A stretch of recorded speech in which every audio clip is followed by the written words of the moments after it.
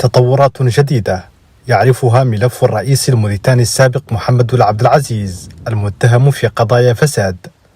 بدأت هذه التطورات مع استدعاء المحكمة التي يمثل أمامها الرئيس السابق لشهود كشفوا عن مبالغ كبيرة تعود ملكيتها لبن عبد العزيز، وهي المبالغ التي تدخل في إطار الإثراء غير المشروع الذي يعد من التهم الرئيسية الموجهة للرجل.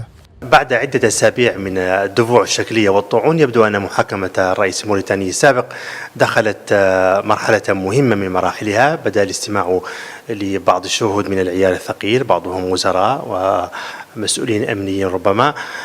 هذه المحاكمة ينظر إليها أو يترقب من الشارع الموريتاني أن تجيب على بعض الأسئلة التي ظلت مطروحة على مدى عدة سنوات.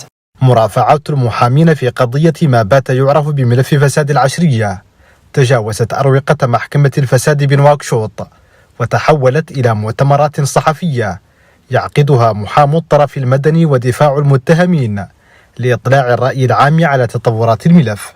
موكلنا كان فريق آخر قرار العدالة في أخباره المراقبة القضائية، وانتهت بقوة القانون ومشي حر، والجميع الآخرين قاع ما قط ودع حد منهم.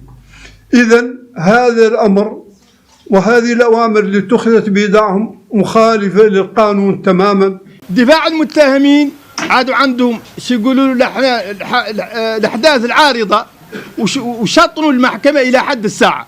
في الحقيقة المنتظر عن هذه الأحداث العارضة تنتهي ونبدأ بالاستنطاق، لأن المحاكمة هي استنطاق المتهمين.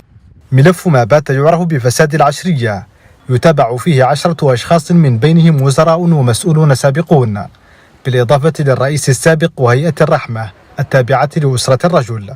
ويتابع الرأي العام الموريتاني مجريات هذه المحاكمة باهتمام كبير وترقب لما ستؤول عنه فصول أول محاكمة من نوعها في البلاد.